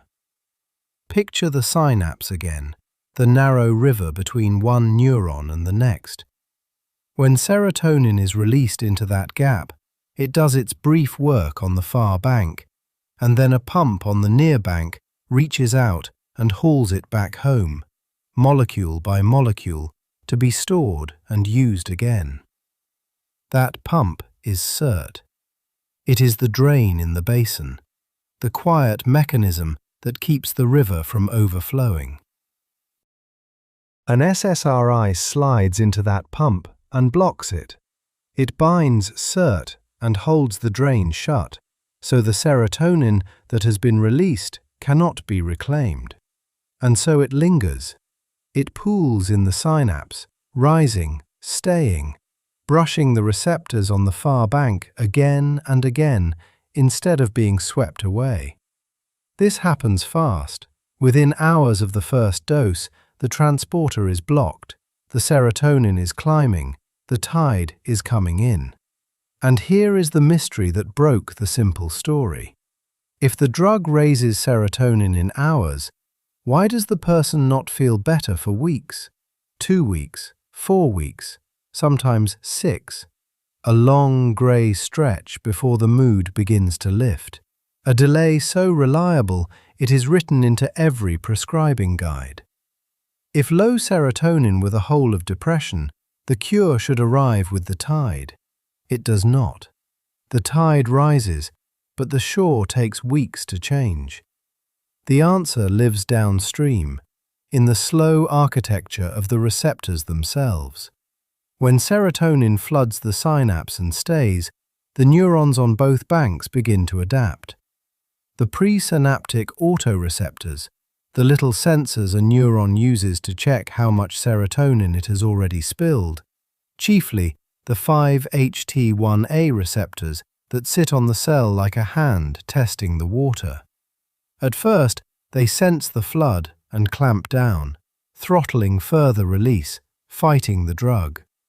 But held under that flood for days and weeks, they desensitize, they downregulate, they grow fewer and quieter, and the neuron stops breaking itself, and only then does the serotonin signal truly strengthen and steady. The therapeutic effect is not the raising of the tide, it is the slow reshaping of the shore beneath it, the receptor densities shifting, the gene expression changing, new connections growing where the water now reliably reaches. The acute mechanism is not the cure, the adaptation is the cure, and adaptation takes time. Hold this, because it is the heart of the whole family. What a drug does in the first hour is almost never what it does over the first month. The tide rises, but the shore takes weeks to change. Now widen the river. The serotonin-norepinephrine reuptake inhibitors, venlafaxine, duloxetine, do everything the SSRIs do, and then they do one thing more. They block SERT, yes, holding shut the serotonin drain, but they also block NET, the norepinephrine transporter, the matching pump that reclaims norepinephrine from its own synapses across the brain and body. Two drains held shut instead of one. Two monoamines pooling and rising. Norepinephrine is the messenger of arousal and alertness and drive, and so these drugs reach into a second system, lifting energy and focus alongside mood. And, because norepinephrine speaks to the heart and the blood vessels, sometimes lifting blood pressure too. Two tides now, but still, always, the same slow shore. Weeks before the change settles in. And now we go backward in time, to the older drugs, the first ones, the ones that worked before anyone understood why. The tricyclic antidepressants, amitriptyline, imipramine, named for the 3 carbon rings at their chemical core. They too block SERT and NET, raising serotonin and norepinephrine much as the newer drugs do. But they are not selective. They are, to put it plainly, dirty. Not an insult, but a description, for they bind not one target but many, scattering their effects across receptors they were never meant to touch. Follow the scatter, because every side effect is a story about a receptor. The tricyclics antagonize the muscarinic acetylcholine receptors, they block them, and so the body's cholinergic signals falter. The mouth goes dry, the vision blurs, the gut slows, the pupils widen. The whole quiet housekeeping of the parasympathetic nervous system loses its voice.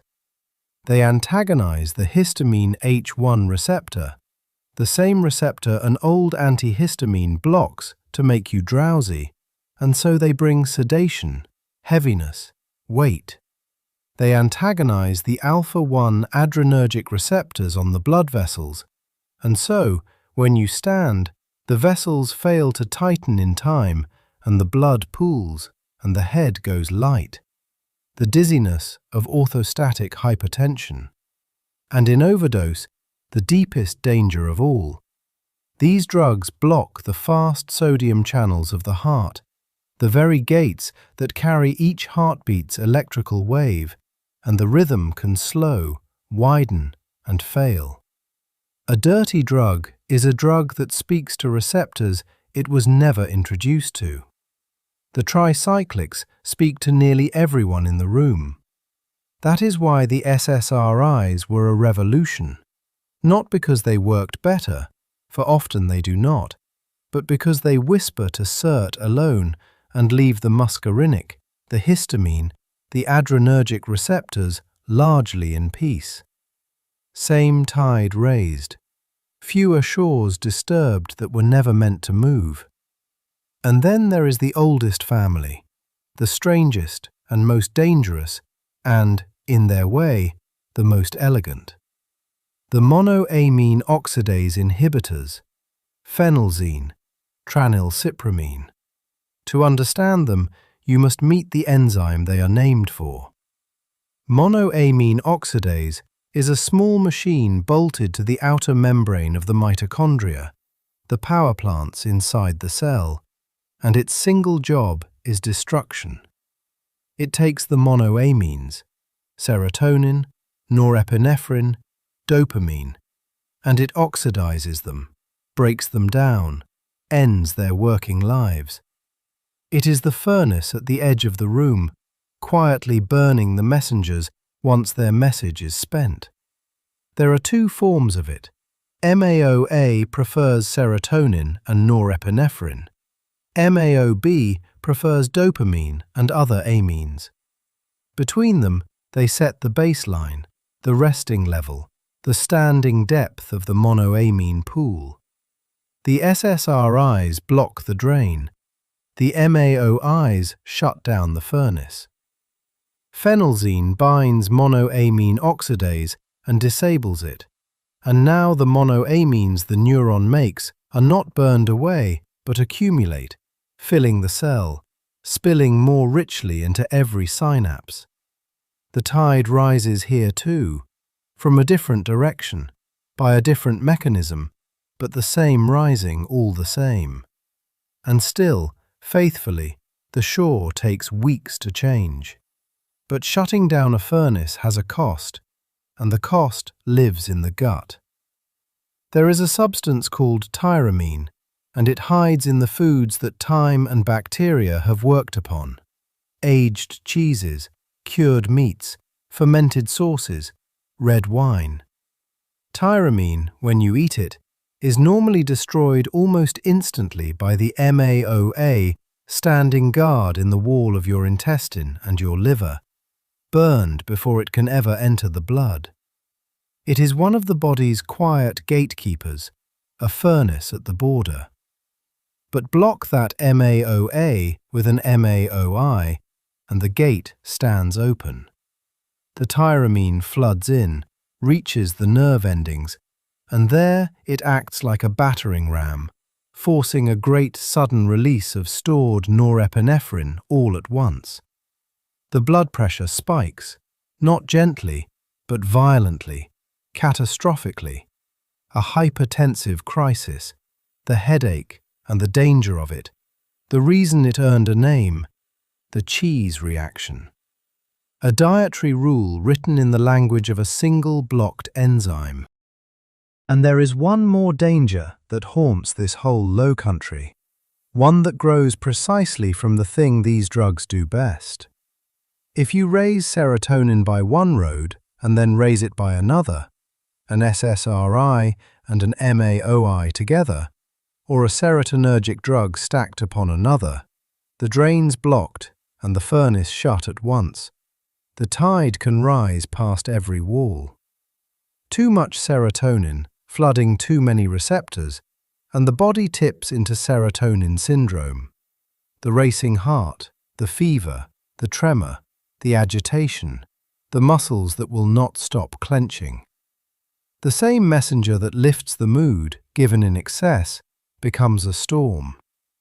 It is why these medicines must be spaced apart, why weeks are left empty between one and the next, time enough for the drain to reopen, for the furnace to relight, for the shore to settle before the tide is raised again. So this is the low country then, and the family that farms it. 4 kinds of drug, 4 ways of raising the same handful of small amine-tailed molecules in the gaps between neurons. The SSRIs, blocking the serotonin drain alone. The SNRIs, blocking the serotonin drain and the norepinephrine drain both. The tricyclics, blocking those same drains but spilling their touch across half the receptors in the body. The MAOIs, shutting down the very furnace that burns the messengers away. Different mechanisms, different dangers, one shared and hopeful and only partly true idea beneath them all. And through every one of them runs the same quiet lesson, the one worth carrying down into sleep. The tide rises in hours, but the person does not heal in hours. The relief comes later, weeks later, when the receptors have thinned and the sensors have quieted and the neuron has stopped breaking itself, when new connections have crept out toward the places the water now reliably reaches. The drug is only the tide. The healing is the shore, slowly, invisibly, reshaping itself beneath the rising water, grain by grain, receptor by receptor, in a time that cannot be hurried and will not be rushed. The tide rises, and the shore, in its own patient season, takes weeks to change. And so we come, at last, to the loudest weather of all. Not the slow tide of sadness, but the storm. There are minds in which the ordinary filtering of the world breaks down, in which the brain's own signalling swells past its banks, and meaning floods in where no meaning should be. Voices in empty rooms, patterns in random noise, conviction detached from evidence. To turn down that storm, we reach for the antipsychotics, and to understand them, we return, one final time, to the refrain that has carried us through every chapter of this long night. Every receptor a door, every enzyme a gate. Tonight, we are going to walk through the last of those doors, and then out, softly, into the everyday medicine cabinet, where the same quiet logic governs the plainest pills you own. The storm of psychosis is, in large part, a storm of dopamine. In one deep circuit of the brain, the mesolimbic pathway, running from the midbrain up into the emotional, meaning-making structures of the limbic system, dopamine signaling runs too high, and the mind begins to assign vivid significance to things that carry none. The first antipsychotics, the ones we now call the typical agents, were beautifully, brutally simple in their aim. Haloperidol, chlorpromazine. These molecules are antagonists at the D2 dopamine receptor. They slide into the receptor's binding pocket and hold the door shut, so that dopamine, arriving with its urgent message, finds nowhere to land. Block D2 in the mesolimbic pathway, and the positive symptoms of psychosis, the hallucinations, the delusions, the flooding significance, begin, slowly, to recede. The storm quiets. The waters lower back toward their banks. But the brain does not keep its dopamine tidily in one place. That same D2 door stands in other circuits, other pathways, and a drug that carries no map cannot choose which doors it closes. It closes them all.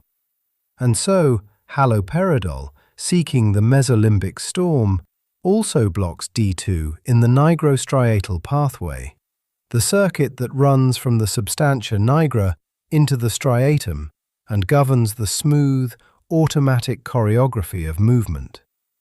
Starve that pathway of dopamine signaling, and the body begins to move wrongly. This is the shadow of the typical antipsychotics, the extrapyramidal effects. A stiffening of the limbs, a slowing, a tremor, a mask settling over the face, a picture that comes to resemble Parkinson's disease, which is itself a disease of dying dopamine neurons in exactly that pathway. There is a restless inability to sit still called akathisia, and there is the slow, cruel possibility of tardive dyskinesia, involuntary movements of the mouth and tongue that can emerge after long exposure and may not fully depart. The same key that calms the mind can stiffen the body. One door closed everywhere at once, so chemistry went looking for a subtler key. The atypical antipsychotics, clozapine, quetiapine, olanzapine, risperidone, keep some D2 blockade, but they add another action, antagonism at the 5-HT2A serotonin receptor. And this second block, in a way still not perfectly understood, seems to loosen dopamine's grip in the motor pathway even as the drug quiets the limbic storm, so that the movements are, on the whole, spared. A gentler weather. But nothing in this pharmacy comes without its price written elsewhere on the body. These molecules are promiscuous. They touch many doors, and among the doors they close is the H1 histamine receptor, the very receptor whose blockade, in an earlier chapter, pulled us down into drowsiness. Block H1 and sedation follows. Block it night after night, and the appetite shifts, the metabolism slows, and the weight climbs. This is why quetiapine settles a person so heavily into sleep, and why olanzapine and clozapine are so often shadowed by weight gain and metabolic change. Clozapine carries its own rare and dangerous risk to the white blood cells, and so is watched with monthly vigilance, kept in reserve, powerful, for the storms that answer nothing else. Every receptor a door, and each door this drug closes changes something. Some the storm, some the sleep, some the waistline, some the movement of the hands. Now let the great pharmacological forest thin around us. Let the powerful, mind-altering molecules fall away behind, and step into a smaller, plainer room, the medicine cabinet above the sink, the shelf by the bed. Ordinary bottles, and yet every one of them works by the same ancient grammar we have studied all night. Every receptor a door, every enzyme a gate. Consider the ache of a headache, the throb of a strained joint. When tissue is injured, cells begin to manufacture inflammatory messengers called prostaglandins, and the factory that builds them is an enzyme, cyclooxygenase, which comes in two forms, COX-1 and COX-2. The non-steroidal anti-inflammatory drugs, ibuprofen, naproxen, aspirin, are inhibitors of that enzyme. They wedge themselves into cyclooxygenase and slow the assembly line, so fewer prostaglandins are made, and the pain and swelling and fever they would have caused simply fail to arrive. Most of them bind and release, a reversible occupation of the gate. But aspirin does something singular and permanent. It does not merely block COX, it acetylates it, reaching in and chemically bonding a small fragment of itself onto the enzyme, jamming the gate shut forever. The enzyme is disabled for the rest of its life, and in the platelet, that tiny fragment of blood that cannot make new enzyme because it has no nucleus. This is why a single small dose of aspirin thins the blood for days. The platelet's COX-1 is dead and cannot be replaced, and the platelet drifts on, unable to clot as fiercely, until it is finally cleared and a new one takes its place. Beside the aspirin sits acetaminophen, paracetamol, the fever reducer we reach for most reflexively, and the one whose mechanism, remarkably, we still cannot fully explain. It quiets pain and fever, likely by acting on cyclooxygenase activity within the central nervous system, rather than in the inflamed tissue, which is why it soothes the fever but does little for the swelling. And here, folded into this gentlest of pills, lies a quiet menace of pharmacokinetics. Most of the drug is safely dismantled in the liver by ordinary conjugation, but a small fraction is diverted down another metabolic road, converted by the liver's CYP enzymes into a reactive, toxic metabolite called NAPK.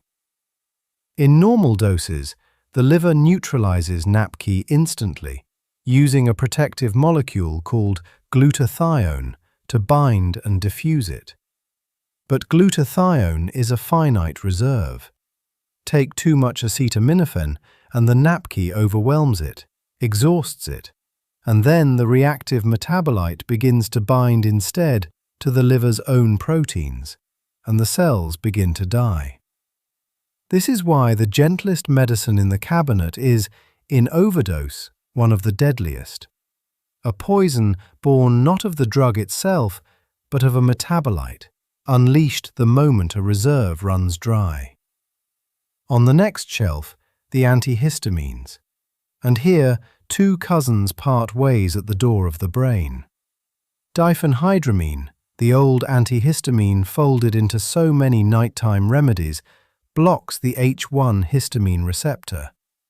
But it is a small, fat-loving molecule, and it slips easily across the blood-brain barrier and inside the brain, where histamine is one of the signals that keeps us awake and alert.